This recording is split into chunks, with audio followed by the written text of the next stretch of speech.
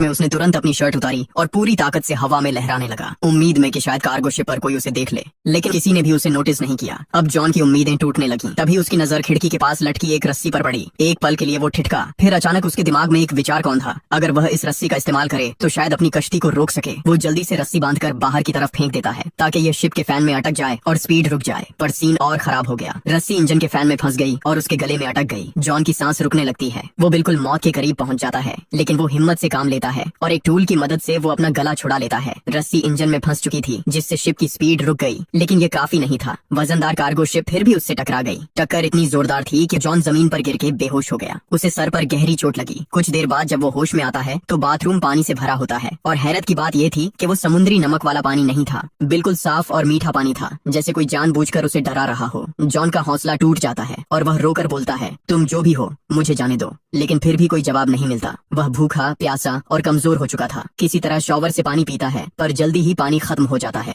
वह सिंक का पानी पीना चाहता ही था, लेकिन हैरानी की बात यह थी कि अब पानी नमकीन हो गया था। उसे समझ आ गया कि शिप में कहीं लीक है और समंदर का पानी अंदर आ रहा है। अब यह शिप ज्यादा देर तक नहीं टिक पाएगी। घबराहट में वह फिर से दरवाजा खोलने की कोशिश करता है, लेकिन कुछ नहीं होता। रात हो चुकी थी और ऊपर से ऐसा लग रहा था जैसे कोई न दिखने वाली शायद बुरी ताकत पूरी शिप को कंट्रोल कर रही हो। पानी तेजी से बढ़ रहा था और जॉन थकान से सो गया। रात को समंदर में जबरदस्त तूफान आया। शिप बुरी तरह टूट गई और जॉन को भी गंभीर चोटें आईं। सुबह जब उसकी आंख खुलती है तो पानी सिर तक पहुंच चुका होता है। सिर्फ उसका चेहरा ही पानी से बाहर था और लग रहा था कि बस कुछ ही पल बचे हैं। तभी उसे एक हल्की सी क्लिक की आवाज सुनाई देती है, जैसे कोई लॉक खुला हो। जॉन तुरंत हैंडल घुमाता है और दरवाजा जोरदार आवाज के साथ खुल जाता है। पानी का प्रेशर इतना ज्यादा था कि दरवाजा टूटकर गिर गया और जॉन किसी तरह बाहर निकल आया। फिर वह सीधे रूफ पर चढ़ गया ताकि ताजी हवा मिल सके, क्योंकि नीचे ऑक्सीजन खत्म हो रही थी। अब उसे यकीन हो गया था कि कोई इनविजिबल फोर्स उसे तंग कर रही है। वह शारीरिक और मानसिक तौर पर पूरी तरह टूट चुका था। नीचे पानी का बहाव रुक नहीं रहा था और शिप कभी भी डूब सकती थी। जॉन ने तय कर लिया कि वह अब इस शिप पर और नहीं रुकेगा। उसके दिमाग में एक आइडिया आया। उसने शिप से एयर बैग्स निकाले और टूटे हुए बाथरूम के दरवाजे को राफ्ट में बदल दिया। उसने सारी चीजें मजबूती से बांध ली ताकि राफ्ट ठीक से टिक सके, लेकिन राफ्ट चलाने के लिए और भी जरूरी चीजें चाहिए थीं। जॉन ने शिप से खाना, पानी और कुछ टूल्स इकट्ठा किए और पूरी तरह तैयार हो गया। फिर बिना पीछे देखे वह राफ्ट पर बैठकर धीरे धीरे आगे बढ़ने लगा। राफ्ट पर वो आगे जा रहा था और वही बड़ा शिप उसके सामने खड़ा था। घंटों गुजर गए, लेकिन वो ज्यादा दूर नहीं जा पाया और जो शिप 5 से 10 मिनट में डूबना चाहिए था वो अब भी ठीक ठाक फ्लोट कर रहा था। हर चीज वैसे की वैसे थी। तभी उसके दिमाग में यह ख्याल आया कि अगर यह शिप अब तक नहीं डूबी तो क्यों ना इसे ही ठीक करके चलाया जाए। यह सोचकर वह दोबारा शिप पर वापस चला गया। सबसे पहले उसने राफ्ट को रिपेयर किया, फिर पाइप और टूल्स की मदद से एक पंप बनाया ताकि शिप के अंदर जमा पानी निकाला जा सके।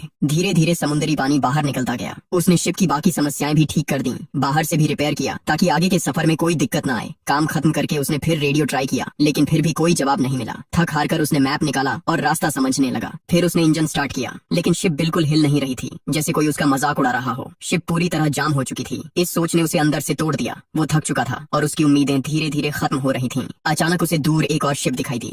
अब उसके पास सिर्फ एक ही रास्ता था, अपने राफ्ट से उस शिप तक पहुंचना। वह तुरंत राफ्ट पर चढ़ा और पूरी रफ्तार से उस शिप की तरफ बढ़ने लगा। लेकिन तभी वो बड़ी शिप अचानक चल पड़ी, सीधी जॉन की तरफ, तेज गति से, जैसे कोई जानबूझकर उसे मारना चाहता हो। जॉन ने राफ्ट की स्पीड बढ़ाई, मगर बड़ी शिप और भी तेज हो गई। टकराने से ठीक पहले जॉन ने राफ्ट छोड़कर पानी में छलांग लगा दी और दूर जाती हुई दूसरी शिप तक तैरकर पहुंचने की कोशिश करने लगा। लेकिन जब तक वह वहां पहुंचा वो शिप गायब हो चुकी थी। तब उसे समझ आया कि इस शिप पर कोई बुरी ताकत है जो उसे कहीं जाने नहीं दे रही। उसने ठान लिया था कि चाहे जान चली जाए अब वह इस शिप पर वापस नहीं आएगा। लेकिन शाम तक पानी की ठंड बहुत बढ़ गई थी और डॉल्फिन्स भी नीचे तैर रही थीं। जब वह ठंड बर्दाश्त नहीं कर पाया तो मजबूरन फिर उसी शिप पर लौट आया। अब वह इतना थका और बीमार था कि सोचने की हिम्मत नहीं बची थी। बस कंबल लेकर कमरे में सो गया। सुबह जब उसकी आंख खुली तो उसने फिर तय किया कि अब यहाँ से निकलना ही होगा, लेकिन उसके कमरे का दरवाजा लॉक था। उसे समझ नहीं आ रहा था कि यह सब उसके साथ क्यों हो रहा है। तभी उसकी नजर कमरे के एक छोटे कैबिन पर पड़ी। जैसे ही उसने कैबिन खोला ऊपर जाने का रास्ता नजर आया, एक छोटी सी वेंटिलेशन जहाँ से वह बाहर निकल सकता था। वह उस कैबिन में घुस गया जो एक तंग सा स्टोरेज एरिया था। हर बार जब वह वहाँ से ऊपर चढ़ने की कोशिश करता फिसल कर नीचे गिर जाता। बार बार गिरने से उसका खून भी निकल आया, लेकिन उसने हार नहीं मानी और आखिरकार वह ऊपर तक पहुँच गया। उसने वेंट की खिड़की खोलने की कोशिश की, पर ऐसा लग रहा था जैसे किसी ने जानबूझकर उसे सील कर रखा हो। वहाँ की ऑक्सीजन भी खत्म हो रही थी और नीचे का दरवाजा भी बंद हो चुका था। अब वापस जाना मुमकिन नहीं था। उसने सोचा शायद यही उसका अंतिम वक्त है। तभी फिर वही अजीब सी क्लिक की आवाज आई और उसी क्लिक के साथ वेंट की खिड़की खुल गई। जॉन ने बिना समय गंवाए बाहर छलांग लगा दी। जैसे ही वह बाहर निकला उसने देखा कि शिप एक छोटे से आइलैंड की तरफ बढ़ रही है। उसे लगा अब शायद इस डरावनी कश्ती से छुटकारा मिल जाएगा। जैसे ही शिप किनारे लगी वह तुरंत नीचे उतर गया। उसका अंदाजा था कि इस आइलैंड पर कोई तो जरूर होगा जो यह सब कर रहा है। गुस्से में उसने एक लकड़ी उठाई और आइलैंड में तलाश शुरू की, लेकिन पूरा आइलैंड सुनसान था। किसी इंसान का कोई निशान तक नहीं। जॉन फिर से गुस्से और डर से भर गया। फिर जैसे ही वह आइलैंड से बाहर निकला उसने एक और चौंकाने वाला दृश्य देखा। वही अजीब शिप जिसने उसे यहाँ लाया था अब बिल्कुल आराम से आगे बढ़ती जा रही थी, जैसे किसी और शिकार की तलाश में हो। अब तक जॉन का यकीन पूरी तरह टूट चुका था। यह शिप और यह आइलैंड किसी बुरी ताकत के कब्जे में थे और यह सब उसके साथ खेल रहा था। फिर भी उसने आइलैंड पर तलाश जारी रखी। घूमते घूमते वह आइलैंड के पिछली तरफ पहुंचा